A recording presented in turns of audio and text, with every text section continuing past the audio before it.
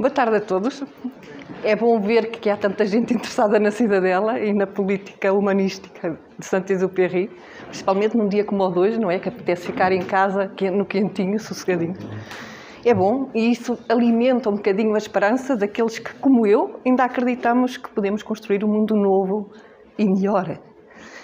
Então, este ciclo que iniciamos hoje, sobre Antoine de Saint-Exupéry e o humanista do século XX, e hoje, mais concretamente, sobre a cidadela e a sua política humanista, dá-nos a oportunidade de refletirmos um bocadinho sobre estas duas ideias, a humanidade e o humanismo. Até porque, atualmente, estas duas ideias estão conspurcadas, estão um bocadinho prevaricadas. E Antoine de Saint-Exupéry, ao longo de toda a sua obra, faz uma reflexão profunda sobre estes temas. E ele exorta a solidariedade, a ordem e o autêntico, tudo o que é autêntico. E isso faz como que dê vida, é como um fermento que ajuda as novas gerações a acordar, a abaná-las um bocadinho. E ajuda-as, incentiva realmente a ousarem no seu caminho, fazerem algo de novo, algo diferente. E incentiva-as também a olhar para aquilo que não se vê. E a prova está que toda a gente, de certeza que está aqui na sala, sabe de cor a célebre frase: só se vê bem com o coração, o essencial é invisível aos olhos. Por isso, para vermos e entendermos o humanismo de Saint-Exupéry, eu penso que é essencial conhecermos um bocadinho da vida dele. Não vou fazer uma biografia exaustiva, nem chatear-vos com a vida toda, não é essa a ideia. A ideia é vermos realmente aqueles momentos que interessam e que, de certa forma, foram esses momentos que influenciaram o humanismo na obra dele. Por isso, a pergunta que se impõe, logo desde o início, é: quem é que foi Saint-Exupéry? E vamos começar por aí, exatamente. Então, o nome dele, nome completo, eu não posso esquecer de passar isto. O nome completo dele é Antoine-Marie Roger de Saint-Exupéry. Ele nasceu na rua Peyrat, no número 8, que é o que estamos a ver ali, é a porta da casa onde ele nasceu, em Lyon, a 29 de junho de 1900. Era o terceiro filho do conde de Saint-Exupéry e da condessa Marie Faz-Colombe. Ela era descendente de uma família aristocrata já empobrecida. Ele dedicou toda a sua vida às suas duas grandes paixões. Aqui está ele em pequenino, às suas grandes paixões, que foram a literatura e a aviação. Só que perdeu o pai muito novo, ele com 3, 4 anos ficou sem o pai. E Marie, a mãe dele, sem riqueza, sem rendimentos e com os filhos pequenos, decidiu ir morar com os pais dela. Então deixou a casa em Lyon e foi viver para o castelo de La Mole, que era onde moravam os pais. O castelo de La Mole fica em Provence, Corte d'Azur. Carinhosos, os pais dela acolheram-nos naturalmente, a filha e os netos, e tentaram-lhes garantir uma vida tranquila. É ali em La Mole que Saint-Exupéry trava conhecimento com o mistral, o bramido marítimo da floresta, a noite, o céu, as estrelas. Digamos que foi ali que ele começou a olhar para todo o mundo que havia cá fora e que o espantava, no fundo. Mas La Mole foi só um local de passagem, porque Marie, a mãe de Antoine, assim que o pai dele morreu, ela resolveu ir morar com uma tia, que era a tia Gabrielle de Tricot, que morava em Saint-Maurice de Remens. Eu vou passar, que eu tenho aqui. Aqui é o Château de La Mole, a casa, portanto, dos pais, dos avós maternos, e aqui o Château de Saint-Maurice, onde morava a tia Gabrielle, e para onde eles foram morar. Os anos que Antoine de Saint-Exupéry passou aqui foram talvez os melhores da sua vida e os mais felizes, digamos, porque ele passava os dias a brincar, tinha um terreno enorme, brincava com os irmãos, iam até à floresta, faziam algumas escapadelas ao sótão, como não podia deixar de ser. Ele era Com os irmãos ele era um bocadinho mauzinho, digamos, porque ele tinha a mania de inventar jogos e queria que toda a gente jogasse com ele. Portanto, obrigava-os a jogar. Enfim, de maneira que havia cenas de pugilato entre os irmãos, como é normal, mas para a mãe ele era muito carinhoso. E ao longo de toda a sua vida nós vamos notar esta relação com a mãe dele. Uma relação muito intensa, muito forte e muito constante ao longo de toda a vida. Segundo o que relatam algumas bibliografias, eles, portanto, passavam os dias a brincar e só sossegavam, os irmãos só sossegavam quando a mãe lhe contava histórias. E Marie nunca teve problemas em inventar histórias para contar aos filhos. Ela falava-lhes sobre a história sagrada, essencialmente, e também falava-lhes sobre os milagres das fadas da velha Europa. Marie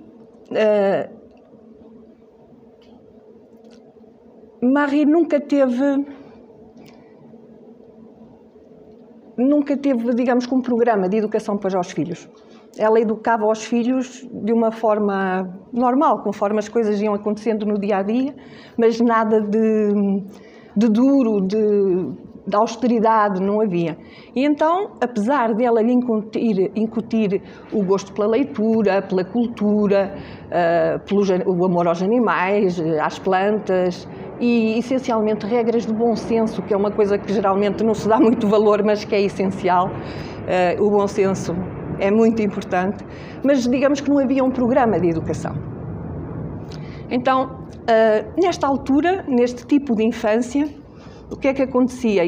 Eles viviam em castelos, portanto, era uma infância vivida em castelos, onde havia padres, havia crucifixos em todos os quartos, havia nos corredores e nas salas aquelas fotografias impregnadas de uma dignidade hereditária, e havia cultura, havia educação, de alguma forma, sim, muita educação, e havia também maneiras, princípios e aquela elegância que, no fundo, não procura deslumbrar, é uma elegância natural. Pronto. Havia amas, geralmente as crianças eram educadas por amas, aprendia-se música, aprendia-se a tocar um instrumento, a cantar, e Saint-Exupéry aprendeu a tocar violino e piano. E desde muito cedo, desde os 6 anos, ele começou a dedicar-se à poesia, e muito seriamente, ele levava a coisa a sério. Aos 8 anos, descobriu, ou melhor, demonstrou uma espantosa qualidade, um interesse por curiosidade por motores, máquinas voadoras e comboios. E foi então, aos 8 anos, que ele fez as 2 primeiras invenções dele. A primeira foi uma bicicleta voadora, da qual ele desenhou os planos, e um carpinteiro lá da aldeia ajudou-o a construir, mas realmente aquilo nunca saiu do chão, nunca voou. A segunda foi, reciclou o motor a gasolina para colocar num sistema de irrigação, só que esse motor acabou por rebentar, aleijou o irmão numa sobrancelha e acabaram-se por ali as experiências. Pronto. Entretanto, a pedido do sogro, Marie muda-se para Le Mans para ficar mais perto dos sogros e leva os seus 3 filhos mais novos. Levou então o Antoine, François e a Gabrielle, e deixa as 2 filhas mais velhas, a Simone e Marie-Madeleine, com a tia Gabrielle de Tricot, em Lyon. O conde de Saint-Exupéry, portanto era o avô paterno do Antoine, frequentava a boa sociedade de Le Mans, que era composta por notáveis aristocratas e burgueses, e isso acaba por manter Marie e os filhos dentro da sociedade e dentro do meio onde sempre viveram, onde sempre andaram. Só que o avô, Antoine de Saint-Exupéry, ele não tinha a mesma visão que Marie sobre a educação. Tinha uma visão um bocadinho mais austera, não tão aberta. E então, assim, em outubro de 1910, Antoine de Saint-Exupéry entrou para este famoso colégio de Notre-Dame de Saint-Croix, onde havia uma disciplina militar e era tornada ainda mais firme pela constante evocação de um Deus, que já não era o Deus das histórias que a mãe lhe contava, não é? Já era um Deus, digamos, era justo, mas era mais severo do que aquilo a que ele estava habituado. Então, tanto que as palavras de ordem da educação jesuíta é piedade, trabalho e simplicidade. Isto foi um grande choque para Saint-Exupéry, porque ele não estava habituado à austeridade, portanto, viu-se ali um bocadinho mau. Então ele, que era um poeta de 10 anos, não é? Começou a andar triste e mal-humorado. No fundo, ele descobre que há um mundo cá fora, mas o mundo estava mal feito, porque não estava feito à medida dele. Antoine preocupa-se pouco com a escola. Ele é um aluno irregular, tanto no trabalho como na conduta. Ele, ora é educado e diligente, ora não liga nada e é descuidado. Portanto, só que a latim e a composição, ele é excelente. Tudo o resto anda ali um bocado assim. Nesta época, ele passa a vida em tempo de escola está no colégio, em tempo de férias está em São Maurice. Ou seja, por um lado tem o triste mundo, que é o colégio, onde há austeridade e onde ele anda triste. Por outro lado, tem São Maurice, onde ele anda contente, brinca e onde faz as férias, no fundo. É a terra da liberdade, da verdadeira vida para ele. A 7 quilómetros de São Maurice há um campo de aviação, que era explorado pela Sociedade Civil de Aviação d'Ambérieu, onde fazia os ensaios de protótipos. Então, Antoine, nas férias, o que é que ele fazia? Visitava regularmente esse campo de aviação. Ia de bicicleta, ou com os irmãos, ou com a irmã, e até chegou a ir com a mãe, segundo o conto. Ele fazia imensas perguntas aos técnicos, que por ali haviam, e os técnicos achavam-lhe piada, como é que um miúdo tão pequeno se interessava pelos motores e pelo comportamento dos aviões, e iam-lhe respondendo, de boa vontade. Em todas as visitas que ele fez ao campo, ele sempre deu sinais de ter vontade de fazer o batismo de voo. Só que a mãe dele não lhe dava autorização. Então, o célebre dia, se não me engano, na segunda quinzena de julho, ele chegou ao campo de aviação e conseguiu convencer um piloto que lá estava que realmente tinha a autorização da mãe. Tinha ele 12 anos e fez o batismo de voo. Nunca um piloto tinha sido agradecido com tanto entusiasmo como nesse dia. Quando ele regressa às aulas após essas férias, ele passa horas e horas distraído a fazer planos de aviões, de superfícies de sustentação, a desenhar os aviões, os flaps, de maneira que a paixão, digamos, que estava instalada e nunca mais passou. Foi aí. Terminado esse ano, ele sai de Saint-Croix-du-Mans para sempre. Porquê? Porque a 28 de julho de 1914 começou a Primeira Guerra Mundial. E a mãe inscreveu os 2 irmãos num outro colégio. Este aqui é um colégio marista em Friburgo, na Suíça, chamado Vila de Saint-Jean. O lema deste colégio é com toda a alma. Goza de muita boa reputação entre a aristocracia francesa. É um colégio completamente diferente do anterior.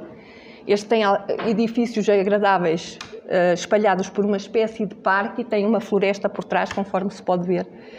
E não tem muros nem vigilância. E ali moram os professores e os alunos. Portanto, a disciplina aqui em Saint-Jean era a aprendizagem da liberdade. A atmosfera, estávamos em guerra, era patriótica e então todos os dias quando havia os comunicados da frente, eles colavam esses comunicados nas salas de aulas e nos corredores e os alunos, toda a gente ia logo ver aquilo e todos, digamos, comentavam o que é que estava a acontecer. Antoine de Saint-Exupéry, imbuído do espírito que ali se vive, começa então a escrever poemas sobre a guerra.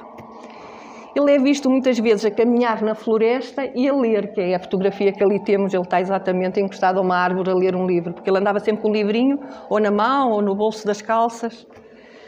E pronto.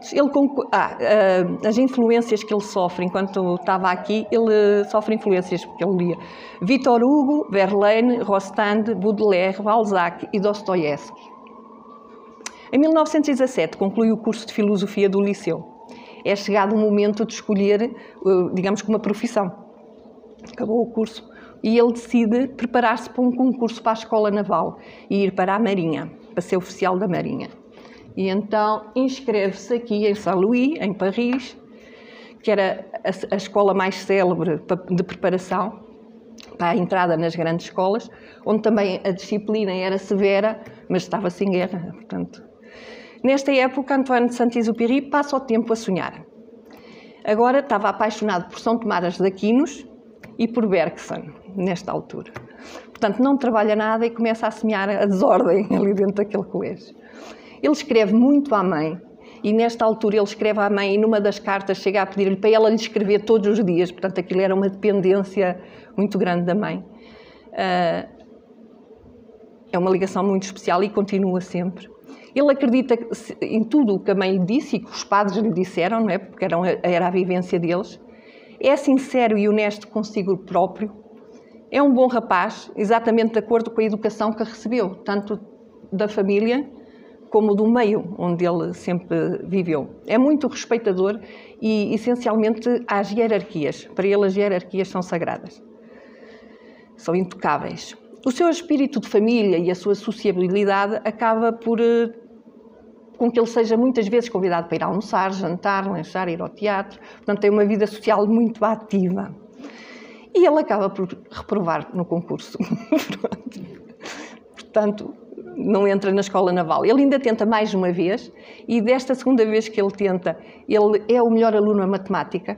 Portanto, tem a melhor nota à matemática, mas na composição pedem-lhe para escrever sobre o tema "Um alsaciano regressa à sua aldeia que voltou a ser francesa". Ele ainda começou a escrever, mas o que é que acontece?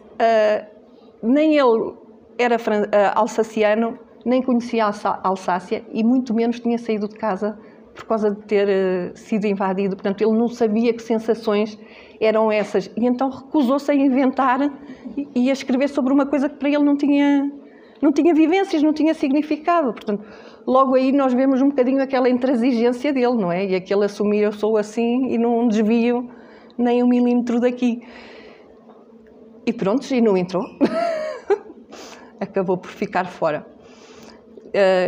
Porque, entretanto, também passa a idade e ele já não tem hipótese de voltar a inscrever-se. Matricula-se, então, decide ir para Belas Artes, para a arquitetura. Inscreve-se no curso de arquitetura. Ele tem pouco dinheiro, mas tem muitos amigos e familiares que os passeiam e levam aos melhores locais de Paris, na altura. Só que o curso também acaba por ser interrompido, desta vez não por causa dele andar a passear nem nada, mas por causa do serviço militar. Em abril de 1921, ele inicia o serviço militar no 2º Regimento de Aviação de Estrasburgo e inicia-o como mecânico assistente. Esta é uma nova etapa da vida dele e é uma revelação para ele, este meio dos mecânicos, que acaba por o encantar um bocadinho. É uma vivência que ele não tem de todo, é tudo novo. E, por um lado, ele tem os jantares de casaca e os bailes, não é, com as camisas de peitilho, e por outro lado, tem durante o dia os fatos macacos de mecânico e muitas horas na oficina. E esta dualidade, esta vivência são duas vidas, no fundo, que não têm nada uma a ver com a outra, acabam por lhe dar uma certa harmonia e um certo equilíbrio. E ele acha muita piada a isto e gosta, ele refere mesmo que gosta, diz que o encanta. E ele chega mesmo a comentar que não esperava encontrar tanto bem-estar a viver neste meio, porque para ele, estes homens que de olhos fechados desmontam e voltam a montar os motores, as caixas de velocidade, as transmissões, parecem-lhe muito mais verdadeiros, muito mais autênticos do que aqueles que frequentam os salões que ele conhece desde pequeno. Portanto, foi também uma época feliz da parte dele, da vida dele. Em 2 de agosto de 1921, ele é transferido para o 37º Regimento de Aviação, em Marrocos, e a 23 de dezembro obtém a licença de piloto militar. Posso-vos dizer o número da licença, isto é uma curiosidade. É o número 19.398. No ano seguinte, em 1922, já é piloto militar com o posto de subtenente na reserva. E pouco tempo depois, sofre o primeiro acidente dele, em 1923, e é dispensado do serviço militar. Desde que foi dispensado do serviço militar até 1926, há aqui várias coisas que eu não vou referir, nem vou entrar muito, vou só dizer que ele passa por um noivado que é interrompido com Louise de Vilmorin e por vários trabalhos administrativos e comerciais, mas não vamos entrar por aí, ele acaba novamente por regressar à aviação. E em 1926 é admitido na Sociedade Latécoère de Aviação, onde começa a sua carreira como piloto de linha, voando entre Toulouse e Alicante e depois entre Toulouse, Alicante, Casablanca e Dakar. Foi nesta época que ele esfiou o posto de Cabo Juí, no sul de Marrocos, onde ele ficou lá por 18 meses. Para se aproximar, digamos, das populações indígenas, ele o que fez foi aprender árabe. E então isso permitiu-lhe chegar mais próximo e ser convidado para tomar chá e para a casa dos árabes, dos mouros, não é? E fez, digamos que, algumas amizades. Isso permitiu-lhe estabelecer alguns vínculos com as tribos que recolhiam os pilotos quando caíam no deserto. E então, o que é que ele conseguiu? Conseguiu, às vezes, resgatar alguns dos que caíam e que ficavam por ali. Tanto que, mais tarde, os mouros deram-lhe o nome de cognome de Senhor das Areias. E graças à capacidade de negociação dele, ele conseguiu libertar vários passageiros. Tanto que numa carta que ele escreveu ao cunhado, a Pierre Daguet, ele diz: trabalho como aviador, embaixador e explorador, porque eram as três coisas não só. Mais tarde, exatamente por esses serviços prestados ali, é nomeado Cavaleiro da Legião de Honra da Aeronáutica Civil. Ali em Cabo Juí, Saint-Exupéry notou que um silêncio não se parece com nenhum outro silêncio. E que cada estrela é a estrela dos Reis Magos. E isto é só para vos dizer, foi ali que ele escreveu das páginas mais belas que saíram daquela experiência. As páginas mais belas que ele escreveu saíram dali. Entre os anos de 1929, vamos para aqui, e 1930, a trabalhar na companhia aérea francesa Aeropostal, ele é deslocado para trabalhar em Buenos Aires. E é aí que veio a conhecer aquela que viria a inspirá-lo na Rosa do Príncipezinho. E que vem a ser a sua esposa. Casou com ela. Era Consuelo Sucim. Tinha 26 anos e estava viúva do escritor Henrique Gomes Carrilho da Guatemala. Ela é-lhe apresentada durante uma recepção nos salões da Aliança Francesa. E ele imediatamente convida a ela e a todos os amigos dela presentes no salão para irem fazer um voo. E logo durante o voo ele pede para que ela o beije. Portanto, foi uma coisa assim imediata. Eles casam no dia 23 de abril de 1931, em Aguei, na casa da irmã, penso eu, em França. Uma curiosidade é que ela, como estava ainda de luto pelo falecido marido, ela casou-se vestida com um vestido de renda negra e com véu negro e levava um buquê de cravos vermelhos. Portanto, ela também tinha uma personalidade muito forte, só por aqui se vê. E também para um homem como o Saint-Exupéry tinha que ser mesmo uma personalidade forte, senão não dava. O casamento de Saint-Exupéry não foi exemplar. Duas personalidades fortes chocam-se. Ele não conseguia satisfazer o apetite de pura reflexão cerebral do marido, ela, e que aumentou rapidamente nos anos 30. E a inteligência de Consuelo e o seu talento artístico eram mais instintivos do que analíticos.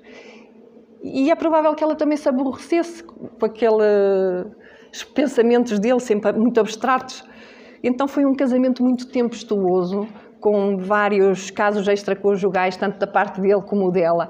Ela, mais tarde, tem um livro, penso que é Memórias da Rosa, que ela escreve, não tenho a certeza, mas acho que é Memórias da Rosa, em que ela aborda precisamente a fase em que viveu com ele, o casamento dele, e conta, assim, essas cenas mais fortes. Cerca de 4 anos após a união, Saint-Exupéry começou a sentir-se cada vez mais atraído pelas afinidades intelectuais que o aproximavam de Hélène de Vogue. Hélène de Vogue está aqui, é do lado esquerdo. A do meio é uma amiga da família. Com Consuelo, digamos que Saint-Exupéry tem uma atitude protetora para com ela. E com Hélène de Vogue já é ao contrário, já é ele que é nutrido e que é cuidado. Glenn de Vogue tinha 30 anos, era mais conhecida por Nellie. Ela era uma mulher de negócios e também era filha de um industrial de sucesso, dispunha de dinheiro, de boas relações e tinha uma qualidade que Saint-Exupéry necessitava muito, que era a de organização, porque ele não era nada organizado. Então, ela amenizava um bocadinho essa dificuldade que ele tinha. Ela também era uma compenetrada ouvinte das interminadas elaborações que ele fazia, das teorias, e às quais ele dedicava muito tempo, e ficava fascinada com a eclética imaginação de Saint-Exupéry e aceitava, porque ele tinha acessos de intolerância que ele tinha, e ela aceitava isso, encaixava isso muito facilmente. Segundo ela diz, ele desprezava todos os que não pensavam como ele, ou que eram incapazes de ter uma visão de mundo que lhes permitisse escapar do que ele considerava ser uma poça de água estagnada. Ou seja, ele gostava de pessoas que pensassem fora da caixa e nada muito pacífico, todos no mesmo sentido, não, há aqui no bar, há que sair para fora. Através do que ela escreveu, do que Nellie escreveu, já depois dele falecer mais tarde, em 1949, podemos ficar a conhecer mais um pouco de Saint-Exupéry. E ela descreve-nos a desordem e a confusão que existia no quarto dele. E eu vou-vos ler. Ela diz: cigarros, livros, escovas de dentes, tubos vazios de pasta de dentes, comprimidos, espalhados ao lado de camisas, gravatas e sapatos. Para arrumar, Saint-Exupéry espalha as suas coisas. E, embora não possua grande coisa, todos os quartos do mundo serão pequenos demais para conter tal arrumação. Somente os papéis dispõem de uma organização privilegiada. Um quarto só poderá ser seu com essa disposição extravagante das coisas. Se alguém se dispuser a arrumá-lo, ele nega-se a retornar ali como um animal cujo território foi violado. Também nos fala mais à frente sobre os gostos gastronómicos. Ela diz, eles jantavam várias vezes juntos, não é? E diz, de acordo com ele gostava de morcela, caril, chocolate, ova de carpa, aioli, que é aquele molho que parece maionese de alho, bife tártaro, patê e guisado com aletria. E detestava verduras. Dizia que o espinafre e a couve de Bruxelas não passavam de alimentos de coelho. Ainda nos fala também sobre os métodos de escrita dele. Conta que ele escrevia como uma espécie de febre física que o absorvia totalmente. Transpirava, rasgava os papéis e agredia ferozmente alguns trechos. É assim que ela o descreve. Eu a esta lista atrevo-me ainda a juntar o gosto pelo xadrez. Ele era um exímio jogador de xadrez e também jogava muito bem as cartas. E claro, principalmente para nós senhoras, ele era um grande sedutor. Era alto, espadão, era muito bonito. Então, vamos andar para a frente. Hã? Não, mas era alto. Encantava as senhoras. Eu acho que é aquela beleza, não é de bonito, é aquela beleza de ser, é charmoso, educado, pronto. Mais nesse sentido. Bonito talvez não seja. Eu acho que esta fotografia não me favorece muito. Eu escolhi mal a fotografia, peço desculpa. Deve ser a gravata. É a gravata. Está um bocado de modé, pronto. Bem, penso que já todos ficamos com uma ideia do caráter. Quer água? Tranquilo. Penso que já todos ficamos com uma ideia do caráter dele. Mas temos que falar dos acidentes e das viagens, porque enquanto piloto tem que ser. Então, o seu primeiro acidente grave foi no dia 1 de maio de 1923. Ele levou um colega, que era o tenente Richer, para um voo de lazer, mas não tinha licença para fazer esse voo. O que é que acontece? Na descolagem, o avião acabou por girar e cair. O passageiro fraturou o crânio e Saint-Exupéry sofreu vários hematomas. A investigação apurou que o acidente se deveu a erros de pilotagem e, ao sair do hospital, ficou confinado a 15 dias de prisão. Em 1933, enquanto trabalhou como piloto de testes de hidroaviões, após uma série de acidentes por erros de pilotagem e desatenção contínua, também sofreu um acidente na Baía de São Rafael que quase lhe custou a vida. Em 1935, no raio de Paris-Saigon, este talvez seja o mais conhecido, junto com o seu mecânico Perrevaux, Saint-Exupéry sofre um acidente no deserto da Líbia, onde permanecem entre a vida e a morte até serem salvos por um beduíno. Um novo raid na Guatemala acaba também por resultar noutro acidente extremamente grave que também lhe deixou sequelas físicas. Após ter superado o desastre financeiro causado pelo acidente no deserto do Egito, Saint-Exupéry decidiu provar que o fracasso na sua tentativa de bater o recorde Paris-Saigon era uma aberração e que tinha que ser corrigida. Tanto que ele escreveu: "Tenho uma velha conta a ajustar com o deserto." Entre 1937, com um novo Sigmund vermelho, flamejante, faz essa viagem de 9.000 km sobre o deserto, desta vez impecavelmente organizada, claro, e restituiu-lhe a confiança na sua capacidade de piloto e ressuscitou todos os prazeres dos voos de correio de longa distância. Saint-Exupéry também inaugurou a aviação turística com o voo de Buenos Aires ao Rio de Janeiro. Onde é que ele está? Alguém há um bocado me falava no Zé Perry. Está ali. Pronto, e aqui vai. E então, ele acabou por... e tinha escala em Florianópolis, e acabou por desenvolver uma relação de amizade com os moradores da região. Tanto ele conta essas experiências num livro seu que é O Voo Noturno. Como o seu sobrenome era muito difícil de dizer, o pessoal dali da zona chamava-lhe Zé Perry, que era mais fácil, era mais close. De facto, a passagem dele foi marcante, tanto que foi dado o nome da sua principal obra a uma avenida em Florianópolis, no bairro Campeche, chama-se Avenida Pequeno Príncipe. Ora, outra faceta de Saint-Exupéry era a faceta de jornalista. Aqui o temos. Ele colaborou com a imprensa e escreveu algumas crónicas nas quais contava as suas experiências como pioneiro na aviação comercial. Também foi jornalista na Rússia de Stalin e durante a Guerra Civil em Espanha. Ele achava que um jornalista não devia ser imparcial, pois para ele a imparcialidade era vã. E um jornalista devia ser crítico e formar opiniões que estivessem ao lado dos homens. E foi o que ele fez. Só que por causa das suas opiniões foi forçado a partir para o exílio entre 1940 e 1943. Estávamos em plena Segunda Guerra Mundial, nesta altura. E é nesta altura que ele passa em Lisboa. Esteve em Lisboa a aguardar, juntamente com outros refugiados, o barco que os levaria para Nova Iorque. E percebeu-se que no mundo em guerra, Portugal exultava com a festa da exposição do mundo português. E isso angustiou-o, ao ponto de o manifestar no livro Carta a um Refém.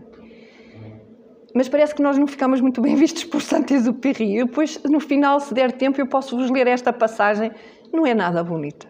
Acho que nós estávamos muito contentes no meio, o mundo todo em guerra e nós impávidos e serenos.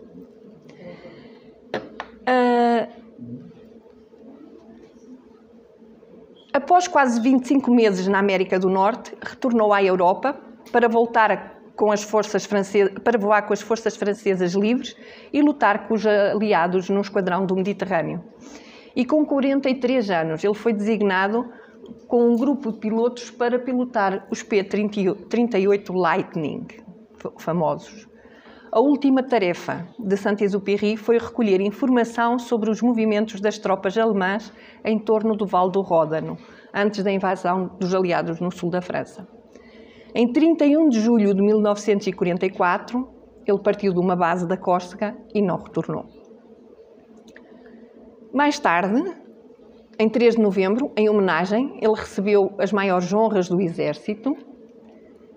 E em 1998 houve um pescador que pescou uma pulseira prateada onde estava o nome de Saint-Exupéry e da esposa. Depois, mais tarde, fizeram um monumento em Marrocos, em Tarfaya, que era um dos sítios onde fazia escala. A Aeropostal fazia escala e onde ele esteve. Fizeram-lhe um monumento. E em 2004...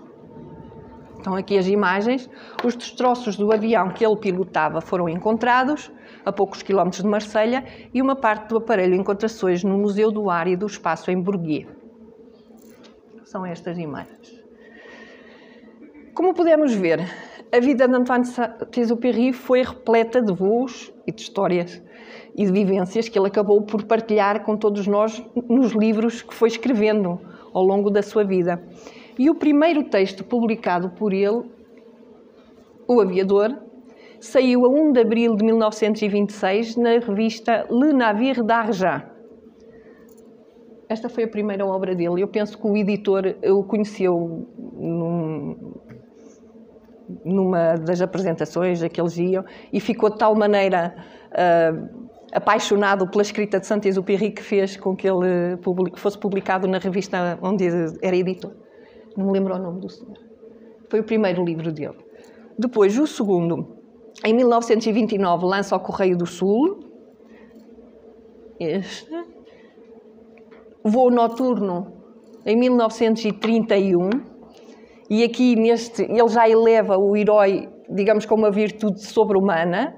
E esta história do Voo Noturno também lhe deu grande visibilidade porque foi adaptada para o cinema. Terra dos Homens saiu em 1939 e foi premiado pela Academia Francesa de Literatura e também recebeu o prémio da American Bookseller Association em 1943. O Príncipezinho, ou Pequeno Príncipe, esta é muito conhecida de todos, é a mais conhecida, e, portanto, estão todos convidados, dia 25 de maio. Vamos ter aqui nova conferência e dessa vez vai ser só sobre o Príncipezinho. Carta a um Refém, 1943-1944. Ele escreveu esta enquanto esteve no exílio nos Estados Unidos. Por último, Cidadela, que é o que nos traz aqui hoje, que foi publicada em 1948. Em Cidadela, a solidariedade, a ordem e a autenticidade são as constantes, mas são as constantes encontradas em toda a sua obra, não é só na Cidadela. Ele, em todos os trabalhos, fala nestas três ideias, valores. Mas conseguimos denotar, ao longo de todos os trabalhos dele, consegue-se denotar alguma evolução. Ou seja, a solidariedade, a ordem e a autenticidade acabam por ter uma evolução. Portanto, ele começa... ele começa com um humanismo que celebra a ação heroica como meio de transcender o seu destino. Ou seja, ele começa com o conhece-te a ti mesmo, com o desenvolvimento dos nossos poderes internos e dos nossos poderes latentes, e a ética, e este humanismo heroico nós vemos no Voo Noturno, que é um dos primeiros livros que ele faz. Depois, na Terra dos Homens, e sobretudo em Piloto de Guerra, ele já tem um humanismo que já se pode chamar fraterno, ou seja, já sai só do eu, já passa mais a virar-se para fora e começa a haver a parte social. Já começa a haver a fraternidade, a convivência em sociedade, o viver junto em comunidade, a liberdade individual. Começa a haver esses valores. Isto já é a nossa sociopolítica. E a última e a mais elevada parte da forma de humanismo em Saint-Exupéry é realmente o da Cidadela, que é onde ele já orienta a procura para uma ordem e a defesa de valores espirituais. E aqui as relações entre os homens, ele quer que sejam inspiradas na moralidade e dignidade humana. Ele reivindica a filiação divina do homem e postula uma transcendência superior em direção a Deus. Aqui temos a humanidade, digamos que rumo ao futuro, e depende de cada ser humano construir esse futuro. À parte, para quem está aqui e estuda na Nova Acrópole e conhece o curso de Filosofia Prática, que é o curso base da Nova Acrópole, vê precisamente estas três fases lá refletidas. É assim, não é nada transcendente, é que realmente é a evolução da consciência humana, é do que nós estamos a falar. Começamos por conhecer-nos a nós mesmos, começamos a olhar para os outros e a pôr em prática o conhece-te a ti mesmo, e no fundo, vamos todos ter à filosofia da história, vá, para construirmos o nosso futuro, porque também não há futuro se não soubermos de onde vimos e para onde queremos ir. E ele dizia-nos: eu hei de esculpir o futuro ao jeito do Criador, que extrai a obra de mármore a golpes de cinzel, e caem uma a uma as escamas que escondiam o rosto do Deus. E os outros dirão: este mármore continha este Deus. Ele o que fez foi encontrá-lo, e o gesto dele não passava de um meio. Mas eu cá digo que ele não calculava, ele forjava a pedra. O sorriso do rosto está muito longe de ser feito de suor, de faíscas, de golpes de cinzel e de mármore. O sorriso não é da pedra, mas sim do Criador. Liberta o homem, e ele criará. Portanto, é isto que todos nós queremos, não é? Libertar o homem e criar. Obrigado, Mariana. Criaste. Então, voltando à Cidadela, que foi o que nos trouxe aqui, Saint-Exupéry começou a escrever a Cidadela em 1936 e ele escreveu ao mesmo tempo que foi escrevendo outros livros, mas só que lá está, os outros foram saindo e a Cidadela foi ficando, foi sendo recolhida, digamos, ao longo de toda a sua vida. E por essa altura, Nelly era a correspondente privilegiada de Saint-Exupéry e ele manifestou-lhe a sua preocupação com o que chamava o seu poema, que seria o primeiro esboço de Cidadela. Ele esperava que este trabalho, Cidadela, que se tornasse tão importante quanto o Assim Falou Zaratustra, de Nietzsche. As folhas foram escritas ao longo dos vários anos e formaram uma antologia de reflexões sobre a vida humana, a condição do homem e a sua ligação com Deus. No fundo, constituem a súmula de todas as meditações de toda a sua vida.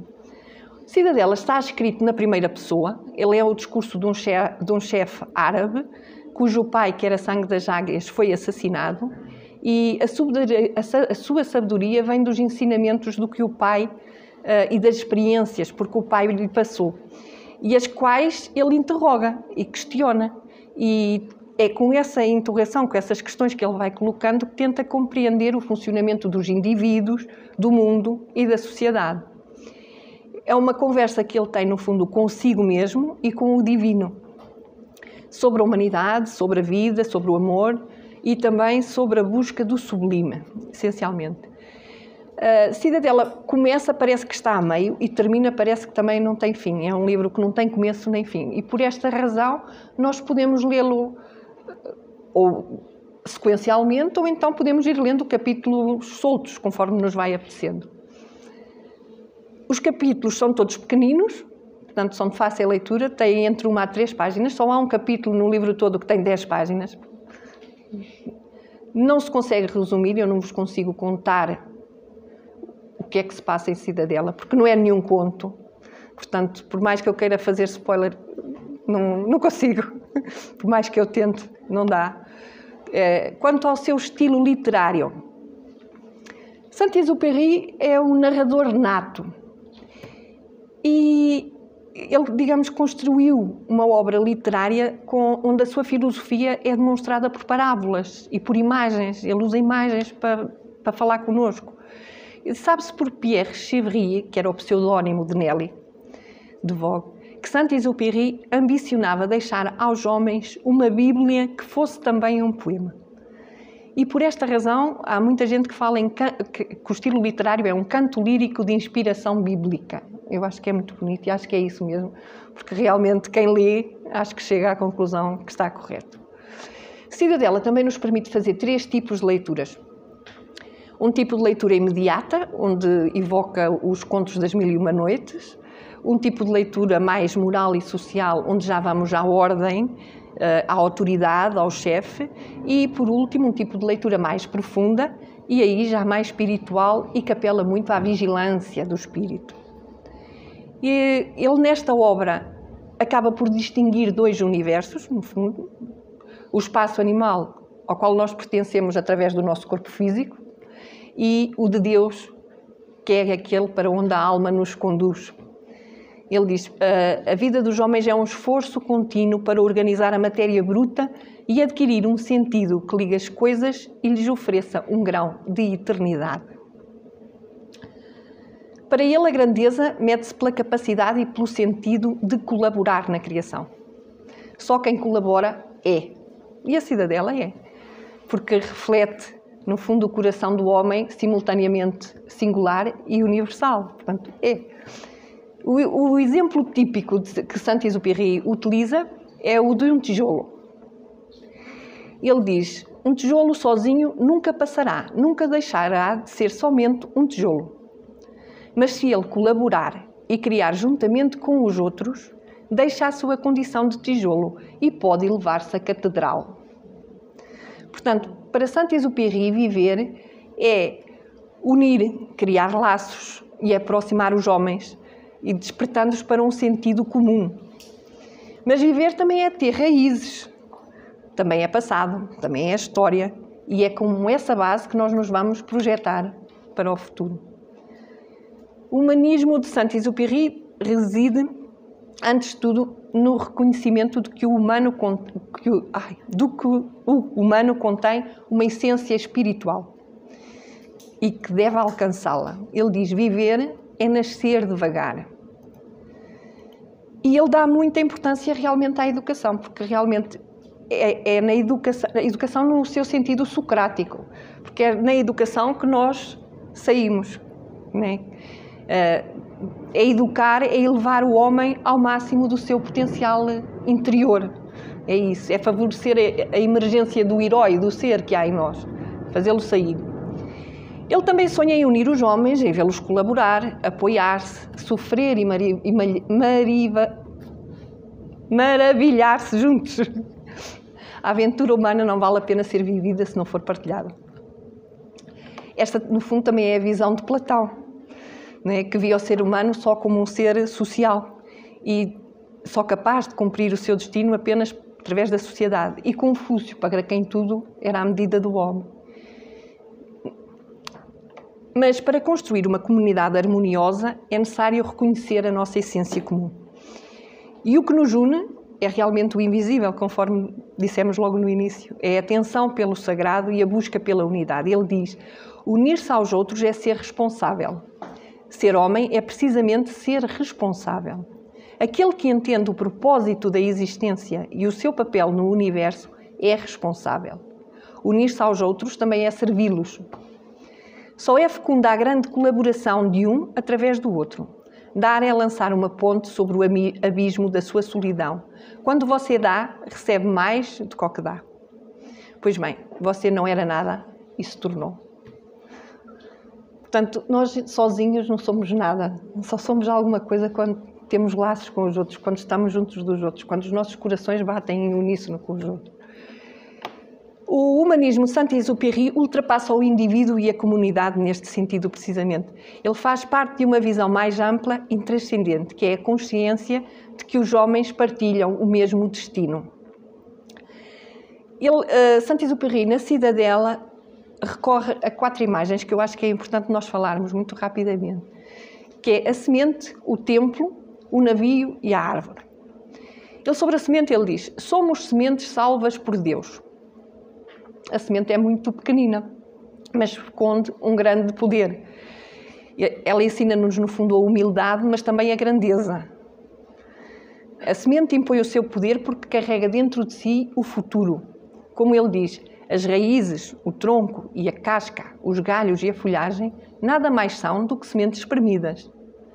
Portanto, a sua grandeza reside exatamente nas possibilidades que ela contém. O templo já tem outro significado. O templo mostra-nos a importância da organização. Com efeito, ele unifica e ordena, dá-nos coerência, unidade. E ele diz: se não houvesse coerência nem unidade, se cada um escolhesse o local do templo e colocasse a sua pedra onde quisesse, então, em vez de um templo, encontraríamos uma planície pedregosa. E é bem verdade, não é? Se nos trabalharmos todos no mesmo sentido, cada um está a fazer a sua coisa. Não se chega ao objetivo.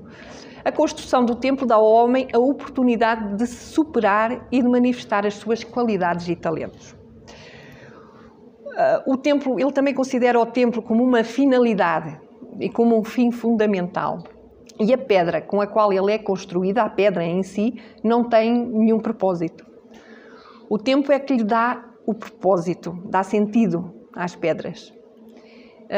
ele diz, torna-se assim uma imagem de unidade. A verdadeira ordem é o templo, movimento do coração do arquiteto que enlaça a diversidade dos materiais como uma raiz e requer para ser durável e poderoso, essa mesma diversidade. Santuário privilegiado, onde o homem pode reunir-se e encontrar-se, o templo não tem o seu valor nas pedras que o compõem. Ele tem isso nas orações e nas almas dos homens que ali rezam, porque nas pedras do templo a única coisa que conta é o silêncio que as domina. E esse mesmo silêncio nas almas dos homens. E a alma dos homens, onde existe esse silêncio, eis o templo diante do qual eu me prosto. O navio. Nós somos um navio no rio do tempo. O navio permite-nos aprofundar mais a noção de unidade e de colaboração necessárias. Ele diz, criar o navio não é tecer os tecidos, forjar os pregos, ler as estrelas, mas sim transmitir o sabor do mar que se sente. Portanto, inverte aqui um bocadinho as perspectivas. Ele coloca o fim na origem.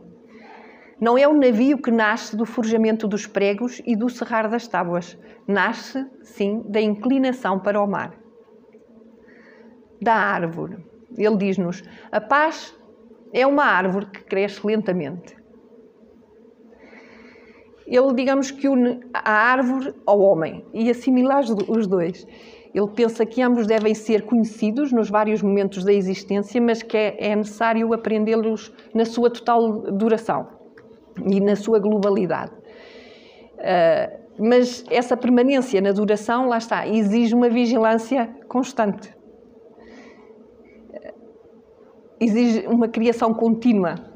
Assim, ele diz, assim vi o cedro estabelecer-se entre os rochedos e salvar da destruição a largura dos seus ramos, pois não há descanso para o cedro, que luta dia e noite na sua própria espessura e se alimenta num universo inimigo dos próprios fermentos da sua destruição. O cedro é cimentado a cada momento. Assim, aqui a árvore está-nos a dar uma lição, digamos que de rigor, e também a chamar-nos a atenção de que a vida exige e precisa de esforço constante. E mais tarde ele fala, estrutura dirigida como a árvore viva, que não é livre para crescer, mas se diversifica de acordo com o humor de cada semente. O que é que ele quer dizer com isto? Ele aqui está-nos a ensinar, digamos, que a necessidade de sermos diferentes. E que é importante nós sermos diferentes. E que realmente cada espécie tem a sua beleza e tem a sua originalidade. E, no fundo, a vida opõe-se ao nivelamento universal. Ele diz, a macieira, que eu saiba, não despreza a videira, nem a palmeira ao cedro. Portanto, todos são importantes. Cada um deve tentar preservar a sua especificidade e guardar a sua própria essência, porque cada ser, no fundo, é irrepetível. Somos todos diferentes e todos necessários. Há ainda outro aspecto, que ele também nos fala sobre a árvore, que tem a ver com o transformar o chumbo em ouro. E ele diz, o cedro, dizia meu pai, nutre-se da lama do chão, mas transforma-a em folhagem espessa que se nutre do sol. E mais à frente lemos, o cedro, repetiu meu pai, é a perfeição do barro, é o barro transformado em virtude. Portanto, deveria ser assim que nós deveríamos canalizar a nossa energia, não é? É preciso criar e despertar um fervor para dar significado construtivo às ações e aos esforços. E essa necessidade de ser homem que leva o nosso autor a escrever, e mais especificamente este livro, A Cidadela, e ser homem, e no homem o mais digno possível. É isso que o leva a ter este pensamento todo, é tentar ser o mais digno possível. A sua missão como escritor era exortar os homens para a ampliação dos vínculos de uns com os outros, pela solidariedade e pelo ato contínuo e crescente de entrega e de partilha. Costuma-se dizer que os grandes autores são sempre jovens, porque as suas obras acabam sempre por atravessar o tempo e têm sempre algo a dizer à geração presente. Ele, assim é para Saint-Exupéry, pois ele continua a ser, digamos, um companheiro de viagem, repleto de paixão e de fogo interior, em qualquer dos livros dele, e capaz de nos guiar por trilhos fascinantes à descoberta do coração humano.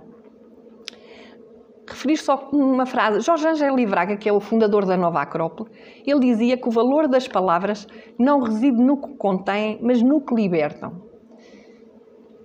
E este é o grande poder exatamente das palavras de Saint-Exupéry. É que elas libertam-nos das nossas amarras. E é isso que é importante, porque dão-nos vontade de sermos melhores, dão-nos sede de verticalidade, dão-nos vontade de nos transcendermos. Alguém disse, não sei quem, eu li isto a alguns, que amar ao próximo como a si mesmo não é o desafio, mas sim uma via de libertação. E é isto que Saint-Exupéry, no fundo, exorta a que nós todos façamos e sejamos. Ele mostra-nos, lá está, um homem novo e melhor, e mostra-nos ainda que é possível para todos nós fazermos esse caminho. Não é só para alguns, é todos. Temos é que dar o primeiro passo. E para terminar mesmo, já estou no fim, ninguém adormeça, por favor, estou quase a terminar. Para terminar, dizer-vos que Saint-Exupéry é à semelhança de alguns muito poucos escritores, são como faróis. Porquê? Eles apreendem os segredos, a verdade, a realidade e entregam-nas ao homem. Bandeja, nós só temos que ler, está tudo lá. E ele faz isto com um entusiasmo vivo, radiante, que é quase que toca o sagrado. Toca-nos, quando nós lemos Saint-Exupéry, ele está a falar com a nossa essência, com o nosso ser, não está a falar com o nosso ouvido nem com o nosso cérebro. Não, está a falar com a nossa essência, está-nos a tocar cá dentro. Abana-nos, acorda-nos. E assim, Saint-Exupéry, eu acho que ele continua vivo e há de continuar sempre. Obrigada.